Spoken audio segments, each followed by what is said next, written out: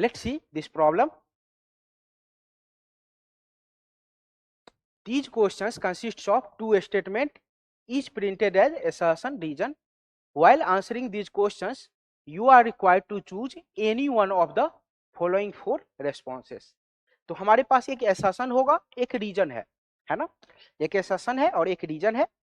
हमें बताना है कि इसमें से assertion और region में से कौन सा सही है कौन सा गलत है. दोनों भी सही हो सकते हैं, दोनों भी गलत हो सकते हैं, है ना. तो हमें बताना है कि कौन सा सही है कौन सा गलत है, ठीक है. और हमें यह भी बताना है साथ में कि रीजन जो है वो assertion को एक्सप्लेन कर रहा है या नहीं कर रहा. ठीक है, चलिए सबसे पहले assertion पढ़ते हैं.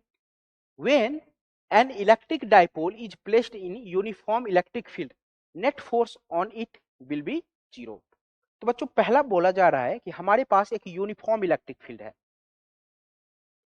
ठीक है, ये रहा हमारे पास एक यूनिफॉर्म इलेक्ट्रिक फील्ड और इस यूनिफॉर्म इलेक्ट्रिक फील्ड में हमने एक डाइपोल रखा हुआ है ना. एक इस तरीके से हमने क्या रख दिया है, डाइपोल रख दिया है. लेट्स से कि यहाँ पे नेगेटिव चार्ज है और यहाँ पे पॉजिटिव चार्ज है. क्या इस पे नेट फोर्स 0 होगा और इस इलेक्ट्रिक फील्ड की वैल्यू कितनी है E.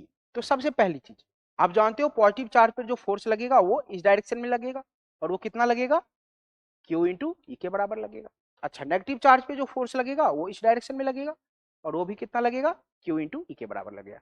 तो आप देख सकते हो कि QE इस डायरेक्शन में और ये QE इस डायरेक्शन में, यानी कि नेट फोर्स इस पे कितना हो जा रहा है, 0 हो जा रहा है.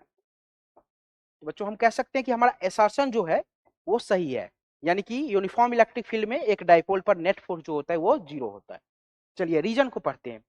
Force on the constituent charges of the dipole will be equal and opposite when it is in uniform electric field. तो बच्चों आप ध्यान से देख सकते हो कि जब हमने इसको यूनिफॉर्म इलेक्ट्रिक फील्ड में रखा तो इनके जो कॉन्स्टिट्यूएंट चार्जेस हैं उन पे लगने वाले फोर्सेस जो हैं वो मैग्नीट्यूड में तो इक्वल है लेकिन डायरेक्शन में अपोजिट है. और यही तो कारण है इसके 0 होने का, एफ नेट के 0 होने का, यही तो कारण है. इसका मतलब है कि हमारा रीजन जो है वो assertion को एक्सप्लेन कर रहा है ना. तो हम कह सकते हैं बच्चों कि ये रीजन जो है वो assertion को एक्सप्लेन कर रहा है. तो हमारा आंसर कौन सा होगा, both assertion and reason are true and the reason is correct explanation of the assertion. Option A is the right answer, है ना.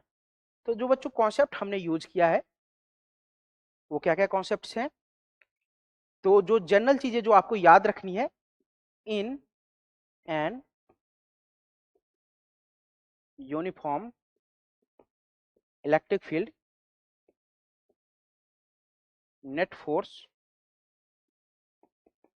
On dipole is 0. ठीक है, ये चीज आपको याद रखनी है.